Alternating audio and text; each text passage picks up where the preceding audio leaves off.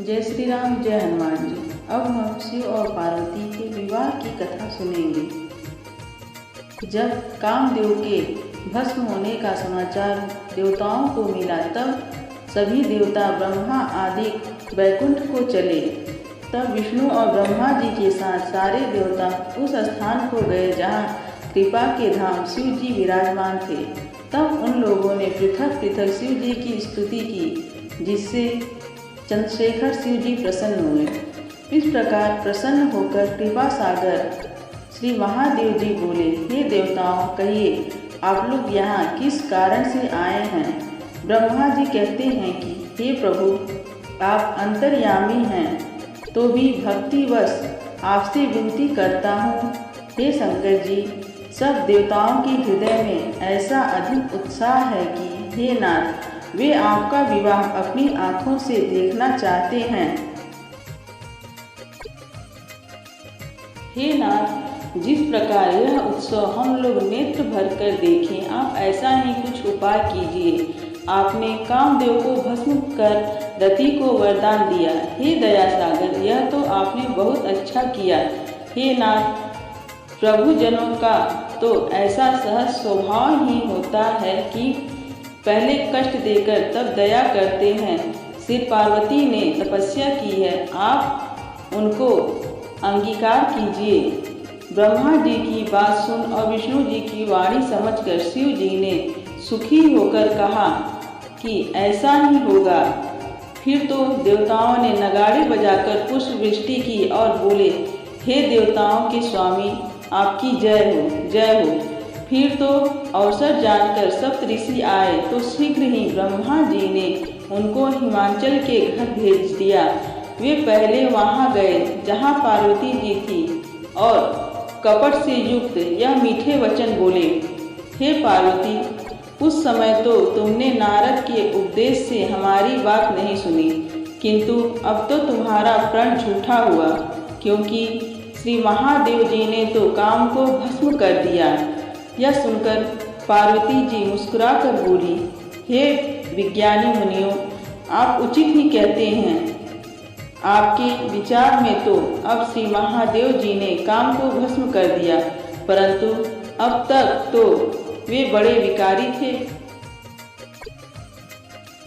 किंतु मेरे जान में तो शिव जी सर्वदा ही योगी, अजन्मा, निद्रा रहित और कामहीन हैं। यदि मैंने प्रेम पूर्वक अपने मन, वचन और कर्म से शिव जी की सेवा की है, तो हे मुनियों सुनो, हमारे प्रण को कृपा निधान भगवान अवश्य सत्य करेंगे। किंतु आप जो यह कहते हो कि शिव जी ने कामदेव को जला दिया, सो यह आपका बड़ा भारी अज्ञान है। हे तात, अग्नि का सहज स्वभाव है कि जाड़ा उसके निकट कभी नहीं जाता, और यदि निकट गया तो वह अवश्य ही नष्ट होगा। ऐसे ही कामदेव शिव जी के निकट गया, तब उसका नाश तो निश्चित ही था। श्री पार्वती जी की शिव जी के प्रति ऐसी प्रीति देखकर मुनि गणों के हृदय में अत्यंत प्रसन्नता हुई। फिर तो वे पार्वती को दंडवत करके हिमालय के पास गए। वहां जाकर हिमालय को सब प्रसंग सुनाया, तो कामदेव का जलना सुनकर मन में बहुत दुख पाया। फिर रति के वरदान की बात कही, तो उसे सुनकर हिमालय को परम सुख हुआ। इस प्रकार शंकर जी की प्रभुता को अपने हृदय में विचार कर हिमालय ने आदर पूर्वक मुनियों को बुला लिया। फिर अच्छा दिन देख सुंदर वेद विधि से शीघ्र लग्न धरा दिया और चिट्ठी लिखकर सप्त ऋषियों को देकर हिमालय ने चरण छूकर विनती की। उस चिट्ठी को सप्त ऋषियों ने ब्रह्मा जी को दिया, जिसे वाचने पर प्रीति हृदय में न समाई।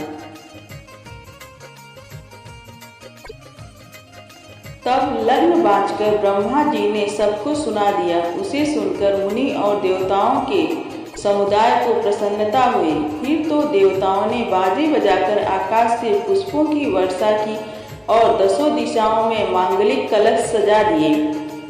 सब देवताओं ने अपने अपने वाहनों को अनेकों भांति से सजा दिया उस समय अत्यंत सुंदर मांगलिक शगुन हुए। अप्सराएं गीत गाने लगी। उधर शिव जी के गण उनका श्रृंगार करने लगे। जटा का मुकुट और सर्पों का मोर बनाया, कानों में सर्प के कुंडल, शरीर पर विभूति और हाथों में सर्पों के कंकड़ और शरीर पर वस्त्र के स्थान में सिंह की खाल पहनाई। फिर तो ललाट पर चंद्रमा और सुंदर मस्तक पर गंगा शोभायमान हुई और त्रिनेत्र को सर्पों का जनेऊ धारण कराया गया। कंठ में कालकूट विष और हृदय पर नरमुंडों की माला धारण किए भयंकर रूप परंतु कल्याण के धाम कृपा करने वाले, जिनके हाथ में त्रिशूल और डमरू विराजमान हैं, बैल पर सवार होकर चले।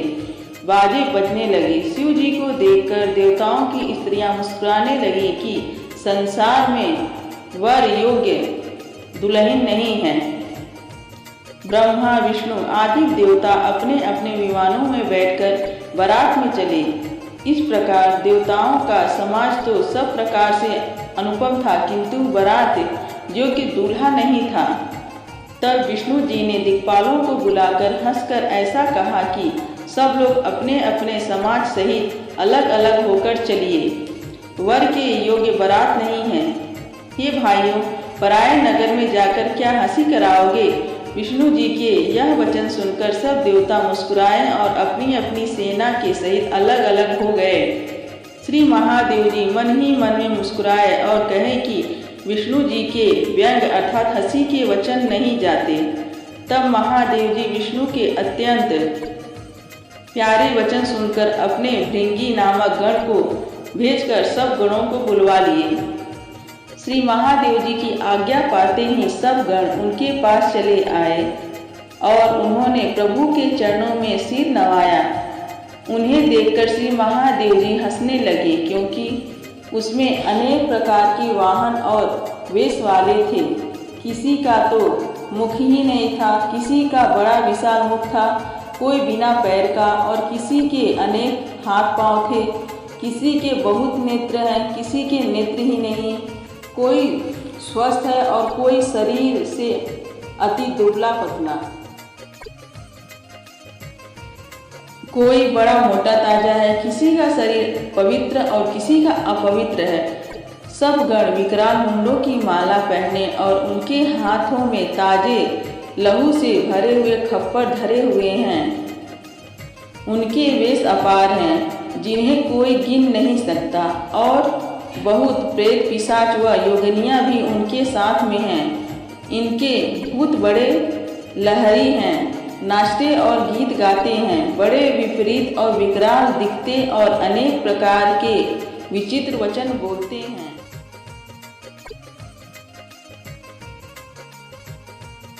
जैसा दूल्हा है वैसी ही बारात भी बनी है। रास्ते में भांति भांति के तमाशे होने लगे। हिमांचल ने सुंदर मंडप की अद्भुत रचना कराई थी, जिसका वर्णन नहीं हो सकता। संसार में जितने छोटे बड़े पहाड़ थे, हिमांचल ने उनको तथा वन, समुद्र, नदियों और तालाब इत्यादि सबको निमंत्रित किया था। वे सब अपनी इच्छा के अनुकूल सुंदर शरीर धारण किए। अपने समाज और उत्तम स्त्रियों के साथ हिमांचल के सुंदर सदन को आए। वे अत्यंत स्नेह सहित मांगलिक गीत गाते थे। हिमांचल ने पहले ही बहुत से घरों को सजा रखा था और सभी आमंत्रित व्यक्ति उसमें जाकर ठहरे। उस समय नगर की सुहानी शोभा देखकर ब्रह्मा जी भी मंत्र मुग्ध हो गए। तब वन, बाग को, तड़ाग और सरिता की सुंदरता को कौन कह सकता है। प्रत्येक घर में बहुत से मांगलिक चिन्ह अर्थात तोरण, झंडी इत्यादि शोभायमान है। वहाँ के नर नारियों की शोभा ऐसी सुंदर है कि जिसको देखकर मुनियों के भी मन मोहित हो जाते हैं।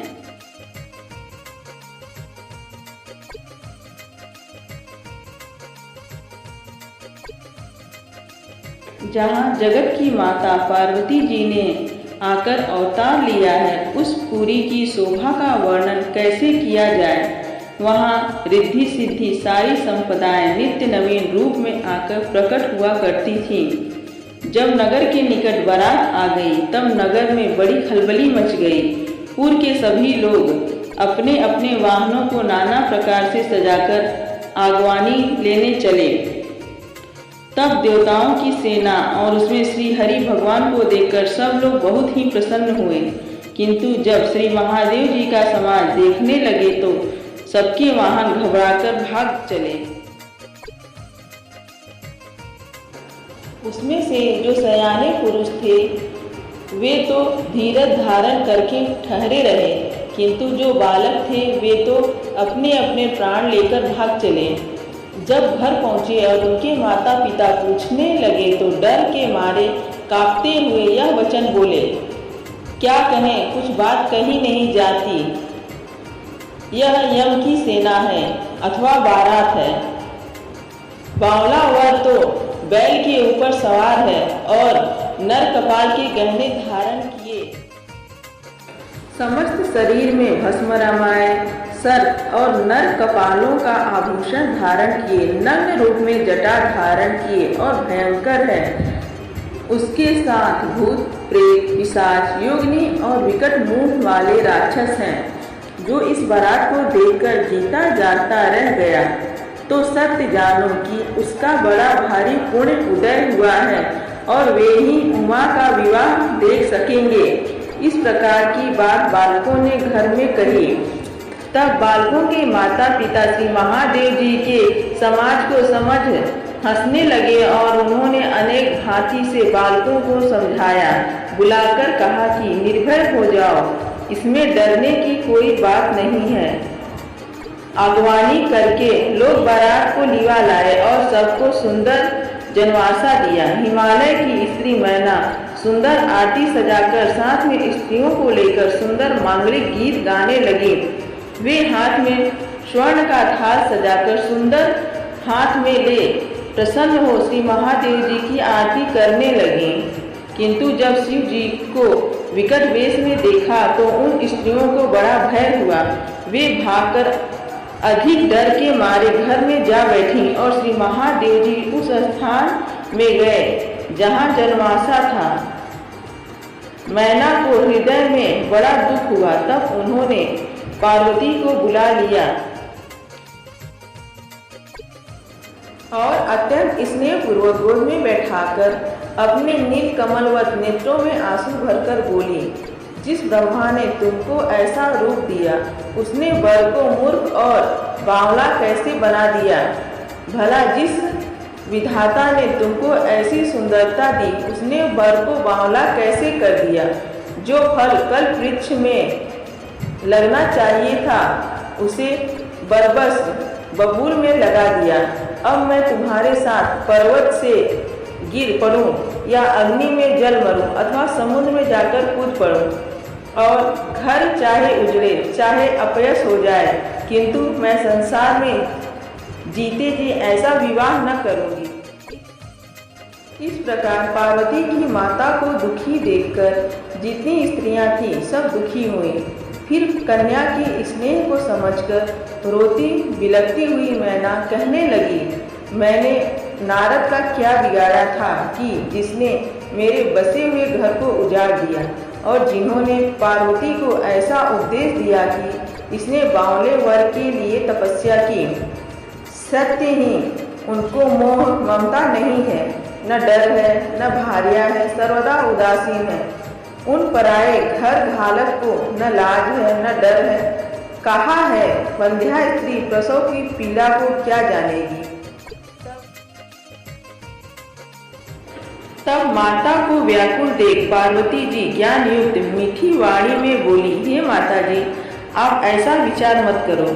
ब्रह्मा जी ने जो कुछ रचना कर दी है वह किसी के टाले नहीं टलती। यदि मेरे कर्म में बावला ही पति लिखा हो तो फिर किसी को दोष क्यों लगाया जाए।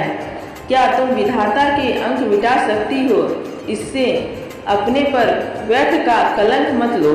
हे माता, अब कलंक मत लो और मुंह छोड़ दो, क्योंकि यह अवसर शोक करने और विलाप करने का नहीं है।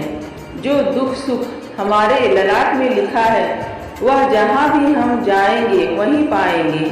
श्री पार्वती जी के ऐसे कोमल और विनीत वचन को सुनकर सब स्त्रियां सोचने लगीं और बारंबार अनेक भांति से ब्रह्मा को दोष लगाकर नेत्रों से आंसू बहाने लगी। उसी समय यह समाचार सुनकर देवर्षि नारद जी सब ऋषियों के साथ हिमालय के घर जा पहुँचे।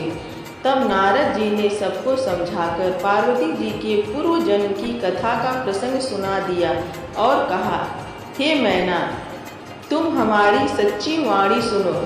यह कन्या जगत की माता और भवानी है।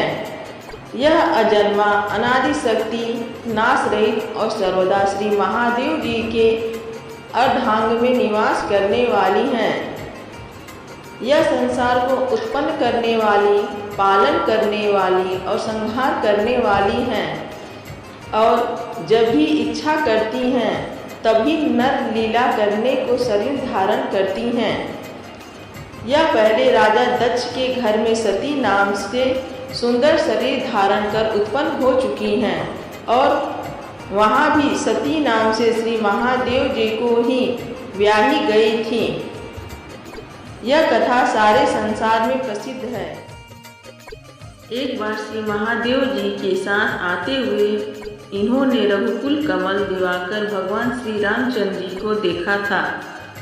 तब इनके मन में ऐसा मोह उत्पन्न हो गया कि इन्होंने महादेव जी का कहना नहीं माना और भ्रम के कारण सीता का वेश धारण कर ली।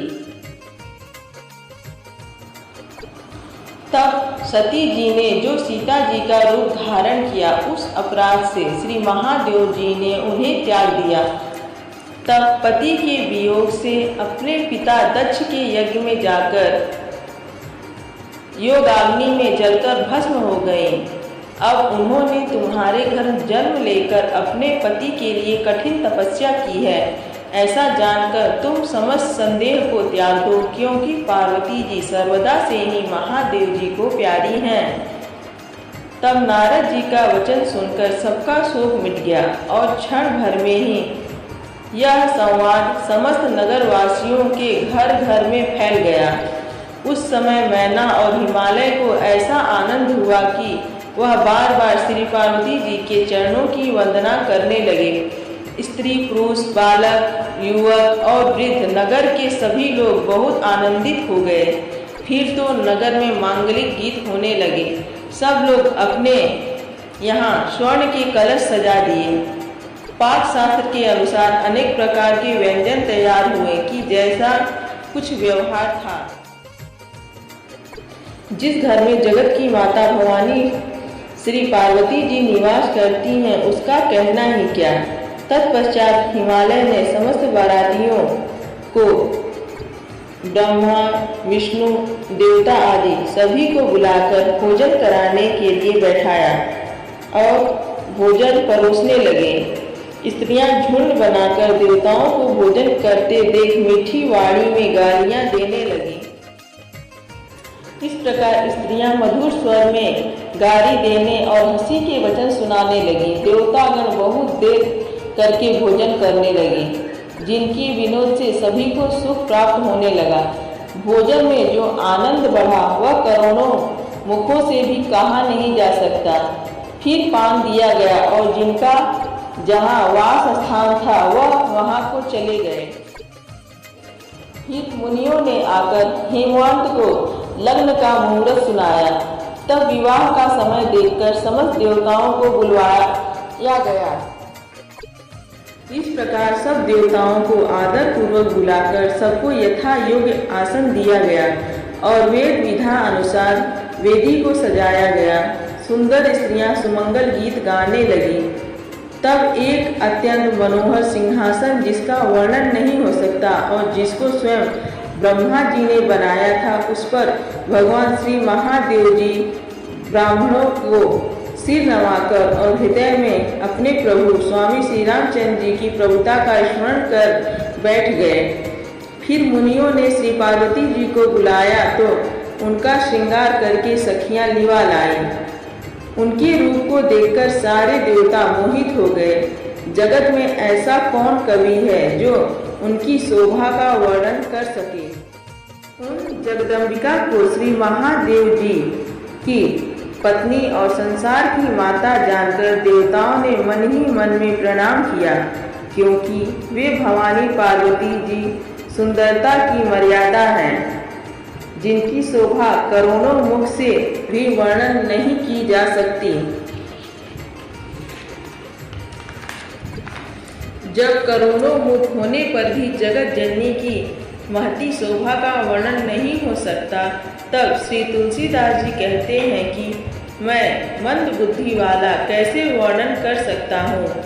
उनकी शोभा वर्णन तो वेद, शेषनाग और सरस्वती भी करते सब चाहती हैं।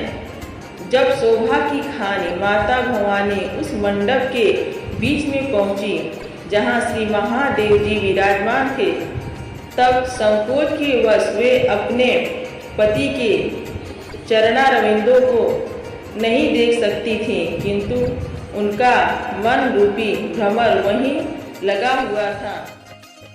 तत्पश्चात मुनियों के आज्ञा देने पर शिव भवानी ने श्री गणेश जी का पूजन किया। इसे सुनकर कोई संशय न करे, क्योंकि गणेश जी अनादिकाल के देवता हैं। जैसा वेदोचित विवाह का विधान है वह सब मुनियों ने करवाया। पुनः हिमालय ने अपने हाथ में कुश और पार्वती जी का हाथ लेकर श्री महादेव जी को समर्पण किया। इस प्रकार जब श्री महादेव जी ने पानी ग्रहण किया, तब समस्त देवता हृदय में आनंदित हो गए। श्रेष्ठ मुनि वेद मंत्र का उच्चारण करने लगे और देवता लोग शिव जी की जय जय जय करने लगे। अनेक प्रकार के बाजे बजने लगे। आकाश से अनेक प्रकार के फूलों की वर्षा हुई। शिव गिरिजा का विवाह हो गया और वह उत्साह समस्त पृथ्वी में भर गया। दासी दास, घोड़े, रथ, हाथी, गाय, वस्त्र, मणि और अनेक भांति की वस्तुएं, अन्न, स्वर्ण के पात्र भरकर अनेक प्रकार से ऐसा दहेज दिया गया कि जो वर्णन नहीं हो सकता। इस प्रकार अनेक भांति से दहेज दे हिमाचल ने हाथ जोड़कर कहा, हे महादेव जी, आप पूर्ण काम हैं, आपको क्या दूं। ऐसा कहकर चरण कमल पकड़ लिए। तब कृपा के सागर श्री महादेव जी ने अपने ससुर को सब प्रकार से संतुष्ट किया। फिर अपने पूर्ण आंतरिक प्रेम से मैना ने शिव जी के चरण कमल पकड़कर कहा, हे नाथ, यह पार्वती मेरे प्राणों के समान प्रिय है, सो इसे अपनी दासी बनाएं और आपकी महिमा न जानकर जो कुछ मैंने अनजाने में कहा हो, अब मेरे उन सब अपराधों को क्षमा कीजिए। उसके लिए कृपा करके प्रसन्नता पूर्वक मुझे वरदान दीजिए। तब महादेव जी ने अनेक भांति से अपनी सास को समझाया और वह उनके चरणों में सिर नवाकर घर में चली गई। तब माता ने पार्वती जी को बुलाकर गोद में लेकर यह शिक्षा दी कि हे बेटी, सर्वदा ही श्री महादेव जी के चरण कमलों की पूजा करना, क्योंकि स्त्रियों के लिए पति से बढ़कर दूसरा कोई देवता नहीं है। ऐसा कहते हुए नेत्रों में जल भर लाई और फिर पार्वती को छाती से लगा ली और कहने लगी, ब्रह्मा ने संसार में स्त्री जाति का सृजन ही क्यों किया, जो सर्वदा ही अपराधी रहती हैं और जिन्हें स्वप्न में भी सुख नहीं मिलता। माता मैना व्याकुल हो गए, किंतु कुछ समय विचार कर उन्होंने धैर्य धारण किया। पार्वती जी बारंबार अपनी माँ से मिलती हैं, पैरों पर पड़ती हैं, अत्यंत प्रीति है जिसका वर्णन नहीं हो सकता। अंततः सब स्त्रियों से मिलकर भवानी पार्वती अपनी माता की छाती से फिर जा लिपटी। इस प्रकार माता से लिपटकर पार्वती जी चली। सबने उचित आशीर्वाद दिया, परंतु वह फिर माता की ओर देखती जा रही थी। सब सखियां उनको लेकर श्री महादेव जी के पास गईं। पश्चात संपूर्ण याचकों को संतुष्ट करके श्री महादेव जी उमा के साथ अपने कैलाश को चल पड़े। उस काल में समस्त देवता हर्षित हो आकाश से पुष्प वर्षा करने लगे। तब पहुंचाने के लिए हिमाचल अत्यंत प्रेम पूर्वक श्री महादेव जी के साथ चले। कुछ दूर जाने पर श्री महादेव जी ने उनको विदा कर दिया।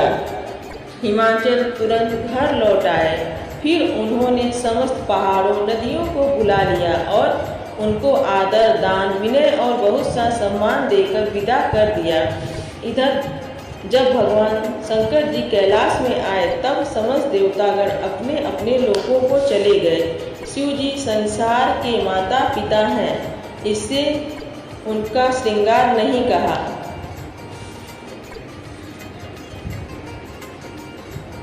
वे अनेक भांति से भोग विलास करने और अपने गणों के साथ कैलाश में वास करने लगे। श्री महादेव जी और श्री गिरिजा जी का नित्य नवीन विहार होने लगा और बहुत समय व्यतीत हो गया। तब कुमार स्वामी कार्तिकेय जी उत्पन्न हुए, जिन्होंने युद्ध में तारक नामक असुर का विनाश किया। यह कथा वेदों और पुराणों में विख्यात है। उनके जन्म को सारा जगत जानता है। स्वामी श्री कार्तिकेय जी के जन्म, कर्म, प्रताप और महान पुरुषार्थ को सारा जगत जानता है। इसी कारण मैंने श्री महादेव जी के पुत्र का चरित्र संक्षेप में ही वर्णन किया है। शिव जी और उमा के विवाह की इस कथा को जो स्त्री पुरुष सुनेंगे और गान करेंगे, वे अपने कल्याण कारक कार्य और विवाह आदि के मंगल में सर्वदा ही सुख लाभ करेंगे। श्री महादेव जी का चरित्र सुंदर है, वेदों को भी नहीं पार मिलता है। तब मैं तुलसीदास किस प्रकार से वर्णन कर सकता हूँ। शंकर जी के स्वभाव और सुंदर चरित्र के बारे में सुनकर भारद्वाज मुनि ने बहुत सुख पाया और कथा सुनने के लिए बहुत लालसा बढ़ी। आंखों में आनंद के आंसू भर आए और रोए खड़े हो गए। प्रेम मग्न होने के कारण मुख से बात नहीं आती। यह दशा देखकर ज्ञानी याज्ञवल्क्य मुनि प्रसन्न हो बोले, हे मुनिराज, तुम्हारा जन्म धन्य है। तुम्हें शिव जी प्राणों से प्यारे हैं। शंकर जी के चरण कमलों में जिनका प्रेम नहीं है, वे श्री रामचंद्र जी को स्वप्न में भी अच्छे नहीं लगते।